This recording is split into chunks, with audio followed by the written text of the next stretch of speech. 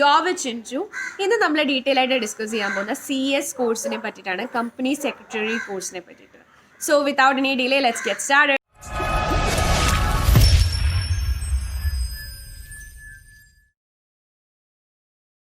അപ്പോൾ CS company secretary, CS മാത്രമായിട്ടുള്ള ഒരു exclusive ആയിട്ടുള്ള ഒരു സ്റ്റാറ്റ്യൂട്ടറി പവറാണ് സെക്രട്ടറിയൽ ഓഡിറ്റ് എന്ന് പറയുന്നത്. സെക്രട്ടറിയൽ ഓഡിറ്റ് CSകാർക്ക് മാത്രമേ ചെയ്യാൻ പറ്റത്തുള്ളൂ. പിന്നെ അവരുടെ ജോബ് പ്രൊഫൈലിൽ ധാരാളം അതർ ജോബ്സ് ഉണ്ട്. മെയിനായിട്ട് അവർ ചെയ്യുന്നതെന്ന് വെച്ചാൽ കംപ്ലയൻസ് ആണ്. ലീഗൽ റിക്വയർമെന്റ്സ് എല്ലാം കംപ്ലൈ ചെയ്യുന്നുണ്ടോ. ഇതൊരു പ്രൊഫഷണൽ ഡിഗ്രിയാണ്, ഒരു പ്രൊഫഷണൽ കോഴ്സാണ്, like CA as well as CMA.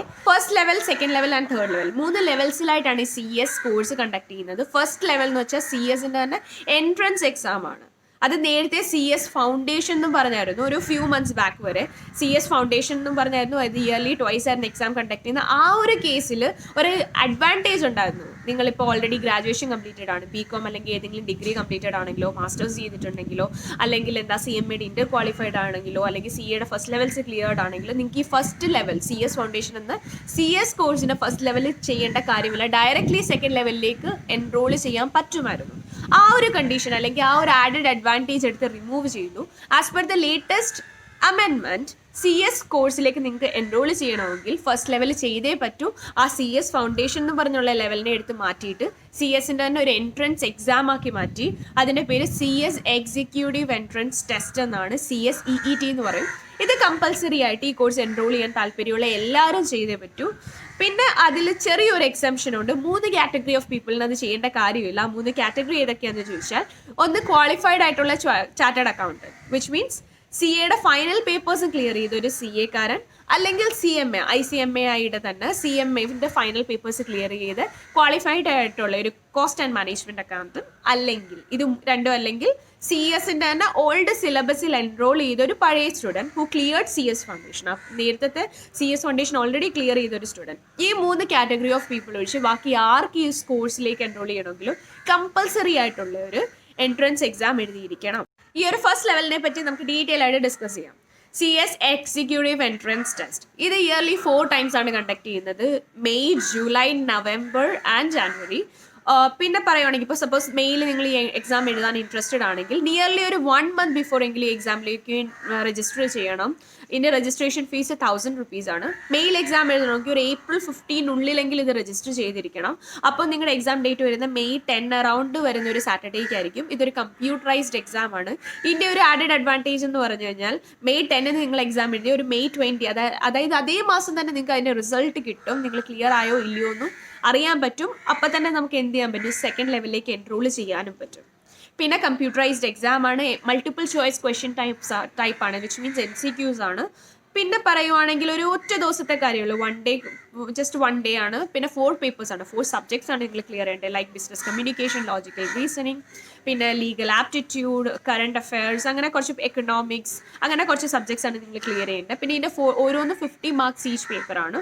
അതിലെ 4th paper which is current അഫയേഴ്സിൻ്റെ കേസിൽ പറയുവാണെങ്കിൽ ഒരു ലിമിറ്റഡ് മാർക്സിന് അവർ വൈവ കണ്ടക്ട് ചെയ്യുന്നുണ്ട്. അതും കമ്പ്യൂട്ടറൈസ്ഡ് ആയിട്ട് തന്നെയാണ് കണ്ടക്ട് ചെയ്യുന്നത്. ഈ ഫസ്റ്റ് ലെവൽ ക്ലിയർ ചെയ്ത് കഴിഞ്ഞാൽ നിങ്ങൾ ഡയറക്റ്റ്ലി എൻറോൾ ചെയ്യാൻ പോകുന്ന സെക്കൻഡ് ലെവലിലേക്കാണ്, which is CS executive programme, executive level. ഈ സെക്കൻഡ് ലെവലിലേക്ക് വരുന്നത് 2 ഗ്രൂപ്പാണ്. ഇതിനെ മൊഡ്യൂൾസ് എന്നും പറയും. ഓരോ ഗ്രൂപ്പിൽ 4 പേപ്പർ വെച്ചിട്ടാണ്. ഫസ്റ്റ് ലെവലിൽ നമ്മൾ എഴുതിയെടുത്തത് 4 പേപ്പേഴ്സ് ആണെങ്കിൽ, സെക്കൻഡ് ലെവലിൽ 2 ഗ്രൂപ്പ് കൂടെ ചേർത്തിട്ട് ടോട്ടൽ 8 പേപ്പേഴ്സ് ആണ് ക്ലിയർ ചെയ്യാൻ വേണ്ടത്. ഇതിൻ്റെ മാർക്കിംഗ് സ്കീമായിട്ട് പറയുകയാണെങ്കിൽ 50% മിനിമം ആണ്, വിച്ച് മീൻസ് ഓരോ പേപ്പർ 100 മാർക്സിൻ്റെ ആണെങ്കിൽ ടോട്ടൽ 400 ജയിക്കാൻ നിങ്ങൾക്ക് വേണ്ട മിനിമം 200 മാർക്സ് വേണം. അത് കൂടാതെ തന്നെ ഓരോ ഇൻഡിവിജ്വൽ പേപ്പറിൽ മിനിമം 40 വെച്ച് കിട്ടിയിരിക്കണം, വിച്ച് മീൻസ് 400 നിങ്ങൾക്ക് ഒരു 210 കിട്ടിയെന്ന് വെച്ചാൽ ഏതെങ്കിലും ഒരു സബ്ജക്റ്റിൽ ഒരു ഗ്രൂപ്പിൽ 39 ആണ് കിട്ടുന്നതെങ്കിൽ ആ എക്സാം തോറ്റിരിക്കുന്നു. ഈ ഒരു മാർക്കിംഗ് സ്കീമാണ് CMAക്കായാലും CAAക്കായാലും ഈ പ്രൊഫഷണൽ ഡിഗ്രീസ് അല്ലെങ്കിൽ പ്രൊഫഷണൽ കോഴ്സസിനെ ഇത്രയും ടഫ് ആക്കുന്നതിൻ്റെ മെയിൻ റീസൺ ഈ ഒരു മാർക്കിംഗ് സ്കീം തന്നെയാണ്. പിന്നെ പറയുകയാണെങ്കിൽ ഈ 8 പേപ്പേഴ്സിൽ നിങ്ങൾ പഠിക്കാൻ പോകുന്ന ടാക്സ് ലോസ് പഠിക്കുന്നുണ്ട്, കമ്പനി ലോ പഠിക്കുന്നുണ്ട്. Company law is bread and butter, അല്ലെങ്കിൽ അതിൻ്റെ സോൾ തന്നെ കമ്പനി ലോ ആണ്. പിന്നെ കമ്പനിയിലോടെ കൂടെ സെക്യൂരിറ്റീസ് ലോ പഠിക്കുന്നുണ്ട്, അഡ്വാൻസ് ടാക്സ് ലോസ് പഠിക്കുന്നുണ്ട്, പിന്നെ അക്കൗണ്ടിങ് പഠിക്കുന്നുണ്ട്, ധാരാളം പഠിക്കുന്നുണ്ട്. സിലബസിനെ പറ്റിയിട്ടോ സബ്ജക്ട്സിനെ പറ്റിയിട്ടോ ഡീറ്റെയിൽ ആയിട്ട് ഡിസ്കസ് ചെയ്യുന്നില്ല. ഈ സെക്കൻഡ് ലെവലിൽ ബോത്ത് ഗ്രൂപ്പ്സ് എഴുതാനാണ് ഇൻട്രസ്റ്റഡ് എങ്കിൽ, ബോത്ത് ഗ്രൂപ്പ്സ് കൂടെ എഴുതണമെങ്കിൽ മിനിമം 6 months ബിഫോർ എങ്കിലും രജിസ്റ്റർ ചെയ്യണം, സെക്കൻഡ് ലെവലിലേക്ക് എൻറോൾ ചെയ്തിരിക്കണം.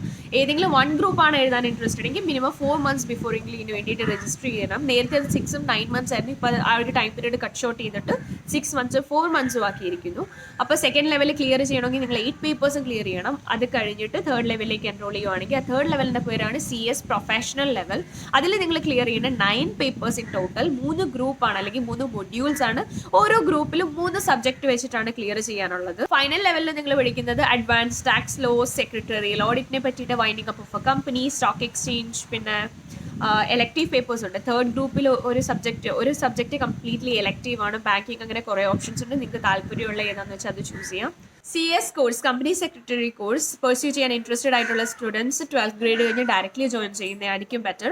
ഇപ്പം നിങ്ങൾ ഓൾറെഡി BCom ജോയിൻ ചെയ്തു, first year or second year of BCom ആണെങ്കിൽ അത് ഫിനിഷ് ചെയ്തിട്ട് പോകാൻ നിൽക്കാതെ ഡയറക്റ്റ്ലി സൈമൾട്ടേനിയസ്ലി അതിൻ്റെ ഒപ്പം CS-നൂടെ ജോയിൻ ചെയ്ത് എൻട്രൻസ് എക്സാം എഴുതിയിട്ട് പോകാനായിരിക്കും ബെറ്റർ. കാരണം നിങ്ങൾ BCom-ന് തേർഡ് ഇയറും കംപ്ലീറ്റ് ചെയ്ത് ഡിഗ്രി എടുത്തു കഴിഞ്ഞാൽ പോലും ഈ എൻട്രൻസ് എക്സാമിൽ നിന്ന് ഒരു എക്സെപ്ഷൻ കിട്ടുന്നില്ല.